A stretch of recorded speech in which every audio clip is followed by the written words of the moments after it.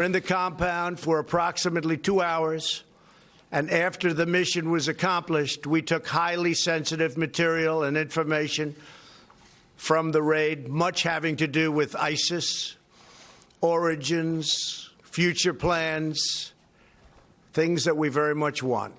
As President Trump, of course, this morning describing in detail the U.S.-led mission that led to the death of ISIS leader Baqal al-Baghdadi.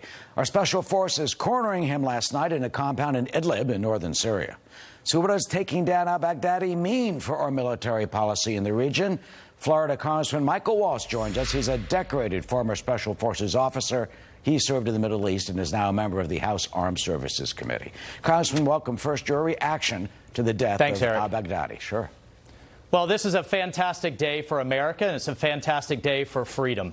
My hat's off to the president for authorizing what was a very dangerous mission operationally, sending our special operators into what was essentially Turkish, Syrian and Russian-held airspace. That makes it very different in many ways than the raid on Osama bin Laden.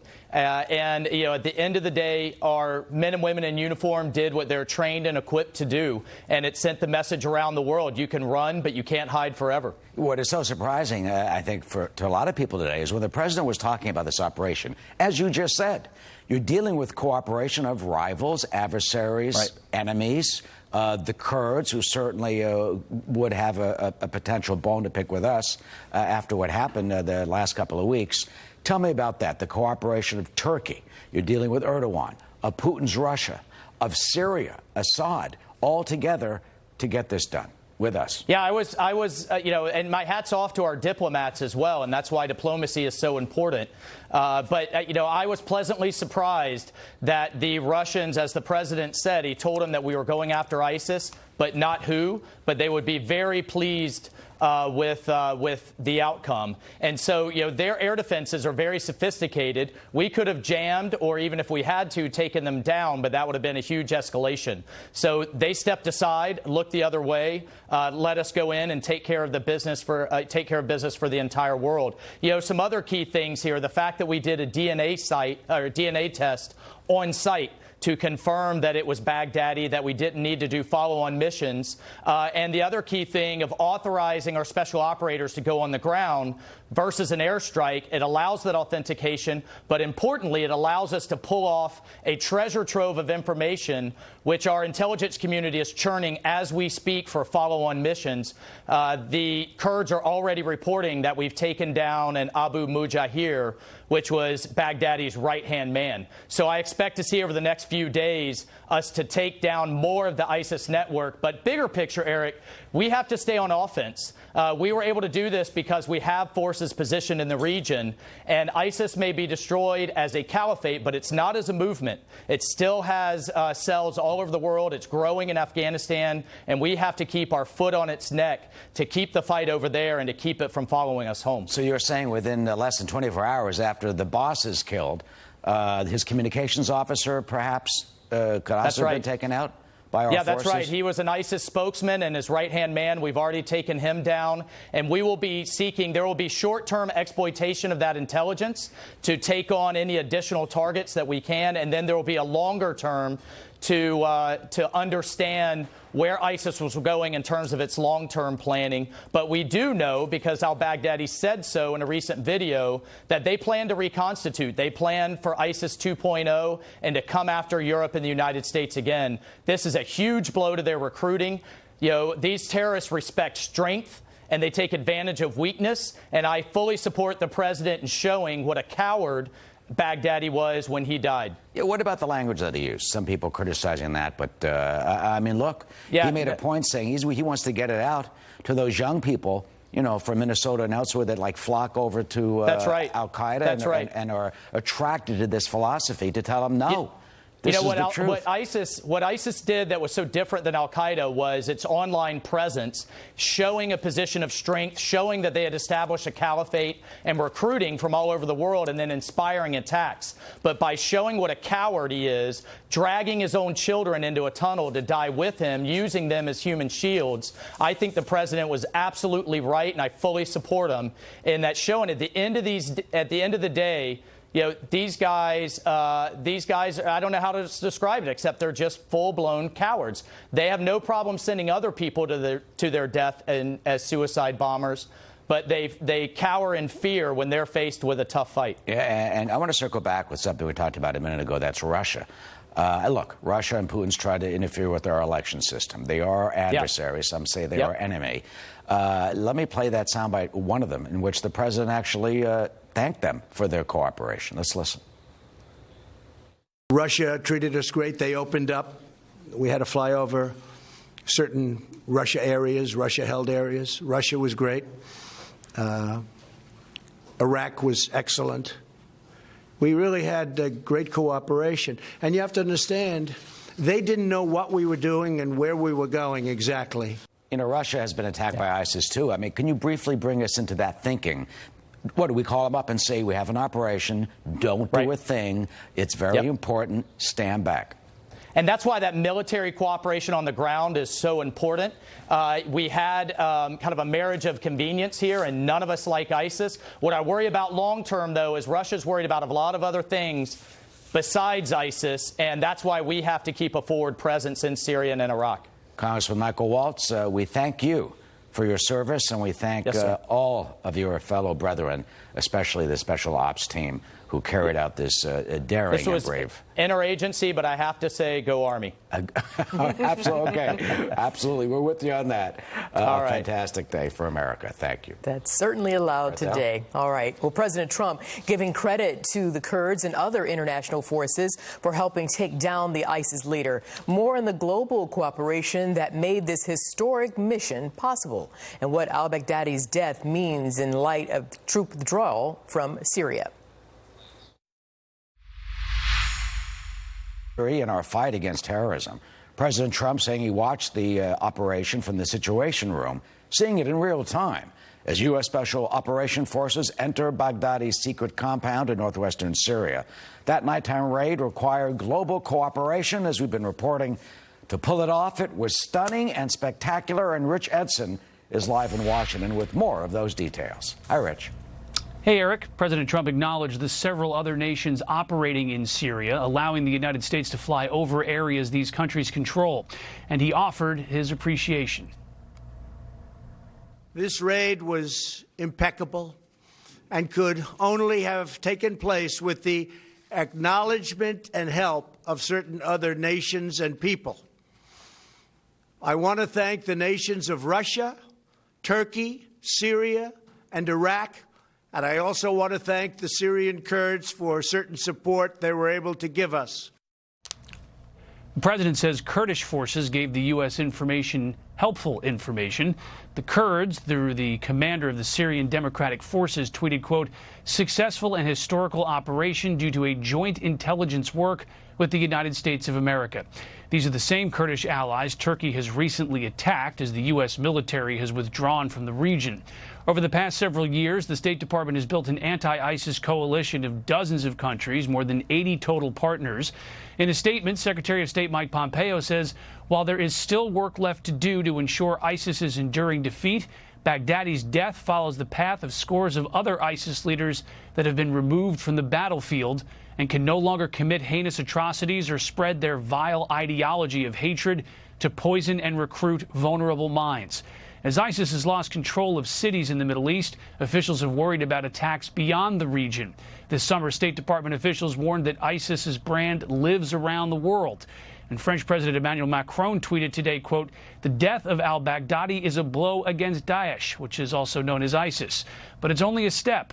The fight continues with our partners in the international coalition so that the terrorist organization is definitely defeated." He added this is the priority in the region. Eric? All right, Rich, thank you. Arthel? Eric, thank you. The operation to take out ISIS leader al-Baghdadi coinciding with the Pentagon's recent decision to move several hundred troops to eastern Syria to guard oil fields in the region. President Trump highlighting why it's so critical to protect that oil. But there's massive amounts of oil, and we're securing it for a couple of reasons. Number one, it stops ISIS because ISIS got tremendous wealth from that oil. We have taken it. It's secured. Joining me now is Jonathan Wachtel. He's the former Director of Communications and spokesperson at the United States Mission to the United Nations, and he is now the Managing Director at Greater Good Associates, a communications consulting firm that specializes in political risk analysis. And you do that very well, by the way. So, Jonathan, let's start here where the president left off. How important is it to protect the oil? And the president also hinted that someone else might want the oil and that he may be able to cut a deal to share it. Cutting off oil is absolutely essential. ISIS has made millions of dollars in the illicit sale of oil that they controlled throughout Iraq and in Syria, and also through looting of artifacts and other nefarious means of getting money as quickly as they could to finance essentially a military operation that was successful for a while until Western allies in the United States came in and conquered it. Right. And who do you think the president might be referring to, saying that someone else might want the oil as well? He's willing to fight to protect it, he says, but if there's a deal to be made, perhaps he could do that as well. Look, one would hope that the oil and the control of the oil goods goes to good actors. Among the considerations would certainly be the Kurds. It's you know, within their region, and they could certainly use the financial support that comes from oil sales in the same token that the Kurds in northern Iraq also need access to their oil fields and the ability to stand on their own and to provide a social infrastructure and all the other things it takes to run successful societies. We'll move on. We'll talk about, if you would talk about the current policy in Syria, Turkey, Iraq, Iran region, and what it should be moving forward. That's a huge question, Arthel, but we'll try to tackle this. I mean, yeah. Obviously, the most crucial thing now in the wake of what's happened is to try to contain ISIS, to try to stop some of these foreign fighters from carrying out terrorist acts. They want nothing more than to get some sort of really loud win to show that they're still a force to reckon with, and it's obviously something that they desperately need for recruitment purposes now that their spiritual leader has been eliminated. And part of that will be obviously to contain in prison those fighters that the Kurds have been watching under arms to try to contain them and stop them from escaping, trying to keep the pressure on. Right. Now, we can't do it alone, and we really need fundamentally the support of Turkey. And I mentioned Turkey first and foremost because Turkey was the transit point for many of these foreign fighters in the first place that wreaked havoc on the region and gave birth to this caliphate eventually. And we wouldn't have been in this place had there been some real concerted effort by Turkey to contain it. Now Turkey has moved into a region that our allies, the Kurds, were holding, and obviously the Kurds hate ISIS.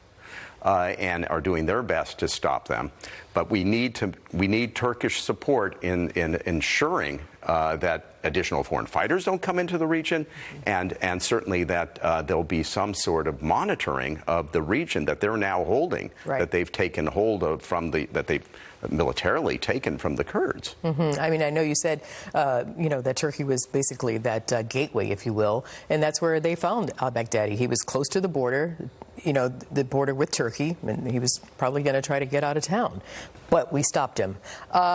So, do you think Turkey's up to that challenge? So far, we haven't seen enough from President Erdogan. I mean, let's look back at when this whole craziness started with ISIS in Syria, that the Kurds in Kobani, you remember, right near the Turkish border, were fighting ISIS. This is a couple of years ago. And we were all worried about it, and eventually the U.S. came in with airstrikes to help save the day and help the Kurdish fighters to push back and repel ISIS. The Turks were sitting atop their tanks on the other side of the border, watching all this going on, watching the battle, allowing ISIS to slaughter civilians and fight with the Kurds because Erdogan doesn't like the Kurds. Right. But you know, when you're dealing with a menace like ISIS, there comes a point in which you have to say enough is enough, and you got to intervene and help. So you think Turkey will do that? I'm not saying that President Erdogan will do that. I mean, even his statement today raised some real concerns. I mean, it's great that he's happy that al-Baghdadi is dead, but in the same breath, he actually accused the Kurds of being terrorists too. Mm-hmm. I mean, you know, it won't stop unless it stops. And President Trump raises the point of how Russia hates ISIS as well. And so that the president says, listen, it's time for those guys, meaning Turkey and Russia, to get together and fight ISIS. But then Eric just interviewed Florida Congressman Michael Waltz recently, and he said, the congressman said, yes, but Russia doesn't have the full means that we do to contain ISIS. So he feels that the congressman feels that the U.S. should make sure that they're heavily involved in containing ISIS. It is absolutely true that containing ISIS is an international challenge. ISIS is all over the place. They're in Western Africa. They're in the Philippines. They're in Afghanistan, as your reporters have spoken about. They're in the Middle East, across the Middle East. Sleeper cells all over the place.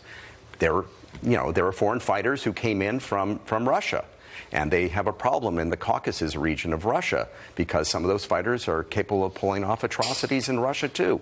We need a concerted effort, an international effort to contain this menace, and it's going to happen going forward. Otherwise, you know, if we're divided, if we're incapable of working together on this, it will rise again, and there'll be more horror and tragedy that we're going to have to deal with, perhaps on our soil, God forbid, and poor innocent victims around the world. So yes, absolutely, we have to share some intelligence with Russia, just as Russia supported us in the de-escalation efforts to allow our special forces to enter in and take care of the job.